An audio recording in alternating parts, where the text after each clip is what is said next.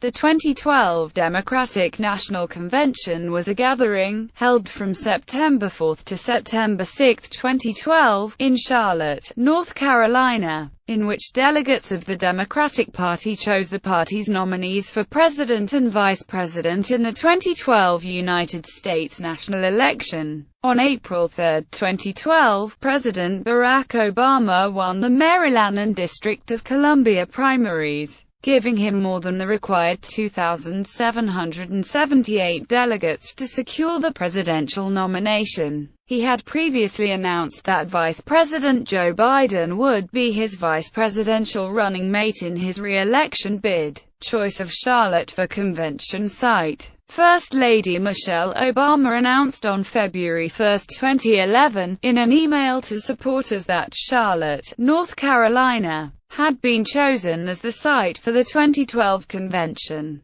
The event was the first nominating convention of a major party ever held in North Carolina. Lewis. It was expected that Charlotte's hosting of this event would generate more than $150 million for Charlotte and surrounding metropolitan areas and bring over 35,000 delegates and visitors. North Carolina was a closely contested state in the 2008 presidential election, with Barack Obama winning the state's 15 electoral votes by just 13,692 votes and Democrats Kay Hagan and Bev Perdue winning close elections for U.S. Senate and Governor, respectively. Convention activities. All 3 dates of the convention were held at the Time Warner Cable Arena. The last night, Thursday, September 6, was originally scheduled to be held at the 72,000-seat Bank of America Stadium, where presumptive presidential nominee Barack Obama was to deliver his acceptance speech. After convention officials insisted that they would hold Thursday's activities at the stadium, rain or shine, the venue was moved to the 20,000-seat indoor arena. Due to thunderstorm threat, some in the media questioned the move, wondering whether it was motivated more by an inability to fill the 70,000-seat stadium and the possibility that empty seats would show a lack of enthusiasm. The risk of severe weather wasn't high. Charlotte NBC affiliate WCNC-TV chief meteorologist Brad Panovich tweeted that the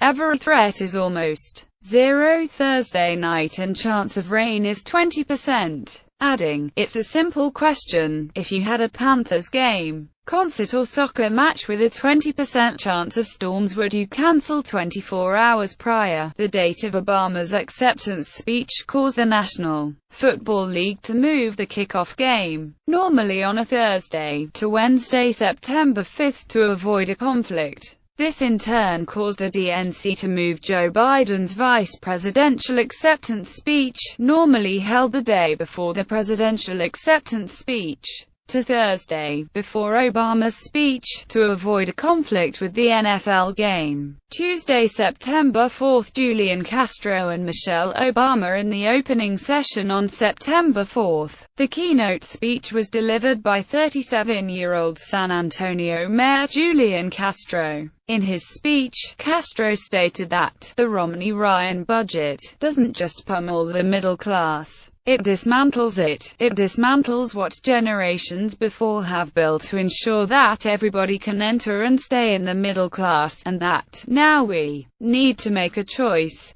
between a country where the middle class pays more so that millionaires can pay less, or a country where everybody pays their fair share, so we can reduce the deficit and create the jobs of the future. It's a choice between a nation that slashes funding for our schools and guts Pell Grants, or a nation that invests more in education. It's a choice between a politician who rewards companies that ship American jobs overseas, or a leader who brings jobs back home. This is the choice before us. Our choice is a man who has always chosen us. A man who already is our president, Barack Obama, with the Global Post describing the audience's adoring and appreciative, and the speech's powerful words. And the audience responded with gratitude. First Lady Michelle Obama gave the final speech of the evening. stating that Barack knows what it means when a family struggles. He knows what it means to want something more for your kids and grandkids. Barack knows the American dream because he's lived it, and he wants everyone in this country to have that same opportunity, no matter who we are, or where we're from, or what we look like, or who we love. Her speech lasted 25 minutes and focused on the Barack Obama she fell in love with, as well as the strength of the American spirit and those in the military. I've seen it in our men and women in uniform and our proud military families. In a young man blinded by a bomb in Afghanistan who said simply, "I'd give my eyes 100 times again to have the chance to do what I have done, and what I can still do." Jim Ruttenberg, of the New York Times, described the crowd as electrified by her remarks, her impassioned delivery drawing the crowd to its feet. The speakers for the day included Barbara Lee, representative for California's 9th Congressional District; Claudia Kennedy, Lieutenant General; Cory Booker, Mayor of Newark, New Jersey; Bev Perdue, Governor of North Carolina; Mary Kay Henry, President of the Service Employees International Union; Charlie Gonzalez, a representative for Texas's 20th Congressional District; Nydia Balathketh, representative for New York's 12th Congressional District; Pat Quinn, Governor of Illinois; Doug Stern, firefighter from Cincinnati, Ohio; Tim Kaine, former Governor of Virginia and U.S. Senate candidate; Anthony Fox, Mayor of Charlotte, North Carolina; Anais Parker, Mayor of Houston, Texas; Harry Reid, Senior Senator from Nevada and Senate Majority Leader; Nancy Pelosi, House Minority Leader and Representative for California's 8th Congressional District, with the women of the House of Representatives including Rosa DeLauro, a representative for Connecticut's 3rd Congressional District; Carolyn Maloney, representative for New York's 14th Congressional District; Allison Schwartz, representative for Pennsylvania's 13th Congressional District; Gwen Moore, representative for Wisconsin's 4th Congressional District; Nydia Balathketh, representative for New York's 12th Congressional District; Tulsi Gabbard, former Honolulu, Hawaii, City Councilor and U.S. House candidate for Hawaii's 2nd Congressional District; Joyce Beatty, former Minority Leader of Ohio State House of Representatives and U.S. House candidate for Ohio's 3rd Congressional District; Jimmy Carter, 39th President of the United States; Ken Salazar, U.S. Secretary of the Interior; Joseph P. Kennedy III, U.S. House candidate for Massachusetts's 4th Congressional District; Robert Wexler, President of the S. Daniel Abraham Center for Middle East Peace and former representative for Florida's 19th Congressional District; R.T. Ryback, Mayor of Minneapolis, Minnesota; Ryan Case, student, University of Colorado at Boulder; Jared Polis, representative for Colorado's 2nd Congressional District; Maria Ciano, stay-at-home mother and former Republican voter; Nancy Keenan, president of NARAL Pro-Choice America; Nate Davis, Xavier University, director of Veterans Affairs; Tammy Duckworth, former assistant secretary, U.S. Department of Veterans Affairs and U.S. House candidate for Illinois' 8th Congressional District; Lincoln Chafee, independent governor of Rhode Island; Stacey Lichten, mother; Ted Strickland, former governor of Ohio; Kathleen Sebelius, U.S. Secretary of Health and Human Services and former governor of Kansas; Rahm Emanuel, mayor of Chicago, Illinois, and former White House Chief of Staff; Kal Penn, actor and associate director, White House Office of Public Engagement; Craig Robinson, brother of Michelle Obama and basketball coach for Oregon State University; Maya Soetoro-Eng, half-sister of Barack Obama; Lilly Ledbetter, women's rights activist; Deval Patrick, governor of Massachusetts; Martin O'Malley, governor of Maryland; Joaquin Castro, Texas state representative and U.S. House candidate for Texas's 20th Congressional District. Julian Castro, Mayor of San Antonio, Texas. Elaine Bry, teacher from Winona, Ohio. Michelle Obama, First Lady of the United States. Wednesday, September 5. Elizabeth Warren and Bill Clinton. The speakers for the day included Luis Gutierrez, representative for Illinois' 4th Congressional District. Diana Daggett, a representative for Colorado's 1st Congressional District. John Perez, Speaker of the California State Assembly. Thomas Menino, Mayor of Boston, Massachusetts. Judy Chu, representative for California's 32nd Congressional District. Steve Wesley, former state controller and chief financial officer of California. John Larson, a representative for Connecticut's 1st Congressional District. Ken Myers, deputy sheriff for Carroll County, Iowa. Richard Trumka, president of the American Federation of Labor and Congress of Industrial Organizations. Steve Israel, Democratic Congressional Campaign Committee chairman and representative for New York's 2nd Congressional District. Patty Murray, senior senator from Washington. Pedro Pierluisi, resident commissioner of Puerto Rico. Tom Steyer, founder and co-senior managing partner of Farallone Capital Management, LLC. Charles Schumer, senior senator from New York. Karen Bass, representative for California's 33rd Congressional District. Al Green, a representative for Texas' 9th Congressional District.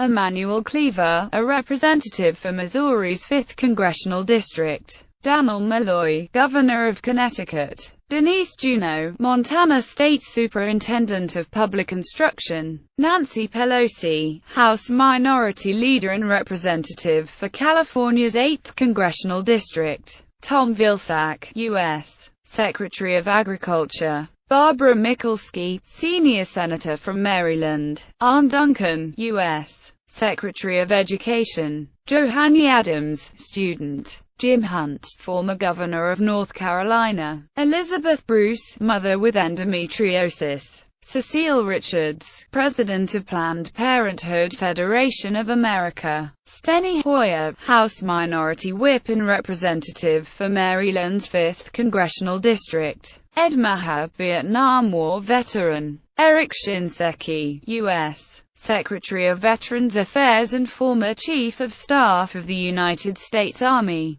John Hickenlooper, Governor of Colorado. Simone Campbell, Executive Director of Network. Jack Markle, Governor of Delaware. Karen Mills, Administrator of the Small Business Administration. Bill Butcher, craft brewer. Kamala Harris, Attorney General of California. Benita Velez, the first person to address a United States national political convention while knowingly and unlawfully residing in the country. Christina Saralegua, journalist, actress and talk show host. Austin Ligon, co-founder and former CEO of CarMax Inc. Karen Usanio, General Motors worker. Bob King, President of the United Auto Workers. Randy Johnson, Cindy Hewitt and David Foster, portrayed as former employees of Bain Capital. Chris Van Hollen, a representative for Maryland's 8th Congressional District. Sandra Fluke, the Georgetown law student and reproductive health advocate at the center of the Rush Limbaugh-Sandra Fluke controversy.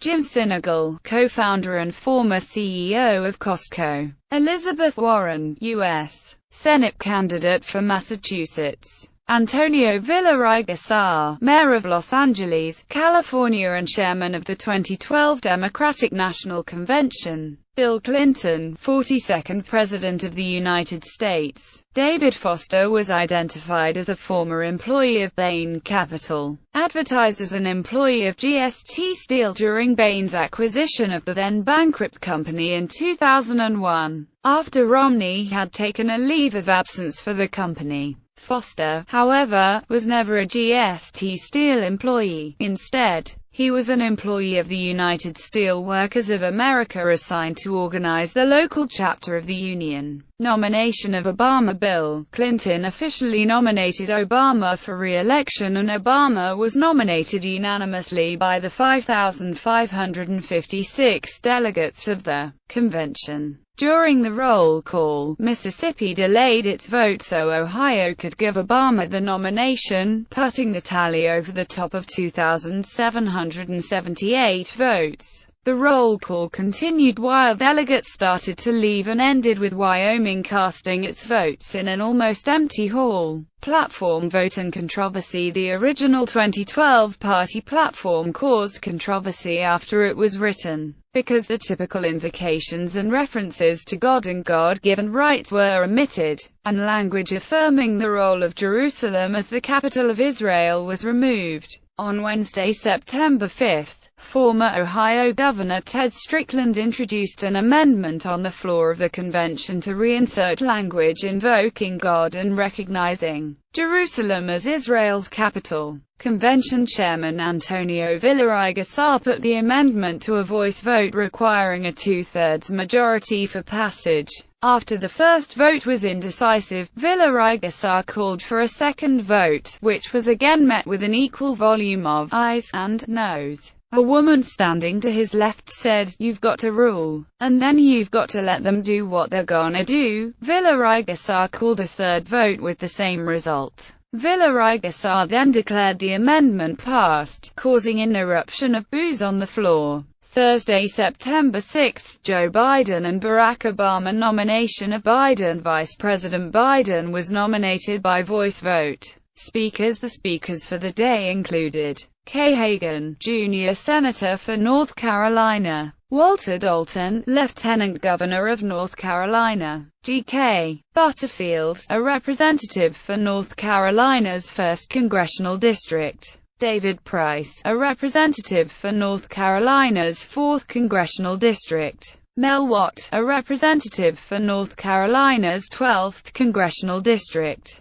James Rogers, CEO of Duke Energy; Carol Berman, grandmother; Donna Edwards, a representative for Maryland's 4th Congressional District; Barney Frank, representative for Massachusetts's 4th Congressional District; Harvey Gantt, former mayor of Charlotte, North Carolina; John Lewis, a representative for Georgia's 5th Congressional District; Alejandra Salinas, president of the College Democrats of America; Jason Crow, Iraq War veteran; Debbie Wasserman Schultz, chair of the Democratic National Committee and representative for Florida's 20th Congressional District; Tammy Baldwin, representative for Wisconsin's 2nd Congressional District and U.S. Senate candidate; Michael Nutter, mayor of Philadelphia, Pennsylvania; Zach Wells, LGBT rights activist; Jim Messina, campaign manager, Obama for America; Beau Biden, Attorney General of Delaware and son of Vice President Joe Biden; James Clyburn, representative for South Carolina's 6th Congressional District;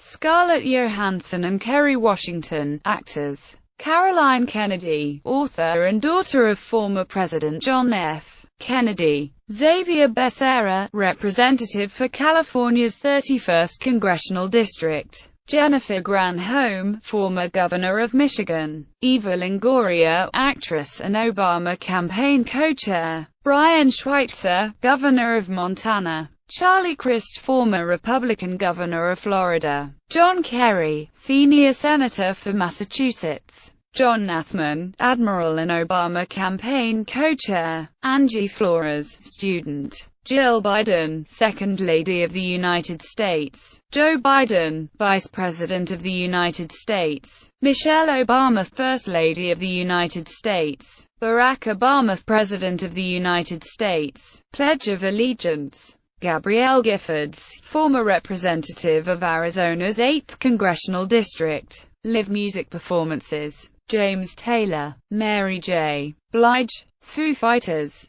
Jessica Sanchez. Military montage during the last night. As Senator Kerry and retired Admiral Nathman spoke, there was a montage of military ships and aircraft. As a tribute to veterans, the ships were Russian warships, and the aircraft were Turkish F-5s. The Democratic National Convention Committee later apologized for the featuring of Russian warships. Protest activity and policing. Protest activity and demonstrations was anticipated at the convention. Over 90 organizations gathered into a group known as the Coalition to march on Wall Street, South, and have declared their intention to protest at the convention. The left-leaning coalition reflects the rhetoric and ideology of the Occupy Wall Street movement, and several occupations from North Carolina are endorsers of the coalition. Demonstrators say they want to call attention to the influence of corporations on politics as well as the role of the military-industrial complex in U.S. politics. They have scheduled a dance party to honor imprisoned soldier Bradley Manning. One group of undocumented immigrant workers is traveling to the convention via bus.